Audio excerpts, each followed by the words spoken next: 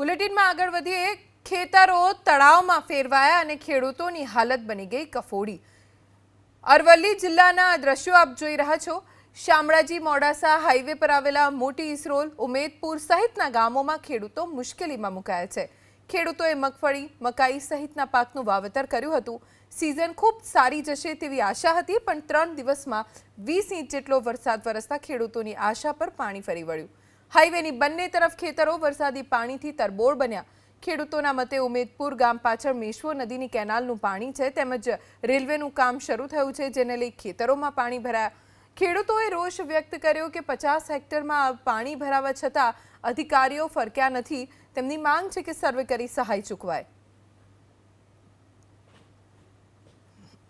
વધુ વરસાદ પડવાથી અમારે 10 વીઘામાં મગફળીનું વાવેતર કરેલ હતું, એ 15 દિવસ સુધી પાણી રહ્યું એટલે સતત નિષ્ફળ ગયેલ છે ને ખોઈ ગયેલ છે।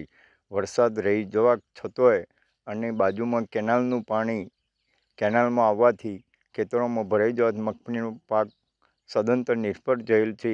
પંચાયતમાં રજૂઆત કરવા છતો, તાલુકામાં રજૂઆત કરવા છતો સિંચાઈ વિભાગનું કોઈ 20 દન થયા ત્યાં સુધી ફરકું મારતું નથી। જો સરકારશ્રીની નમ્ર વિનંતી છે કે આના માટે કંઈક સહાય કરે તો સારું। અમારે ત્યાં 1 વીઘાની અંદર 40થી 50 મણ મગફળી થતી હતી, બરાબર છે। આજે અમારા 10 વીઘાની અંદર બિલકુલ મગફળી ખોઈ ગઈ છે અને સરકાર અમારા તરફથી ઘણી બધી કમ્પ્લેનો કરી હતી, કોઈ સર્વે કરવા માટે આવ્યું નથી। સરકાર તરફથી અને સિંચાઈ ખાતા તરફથી અમને કોઈ સર્વે કરવા માટે આવેલ નથી।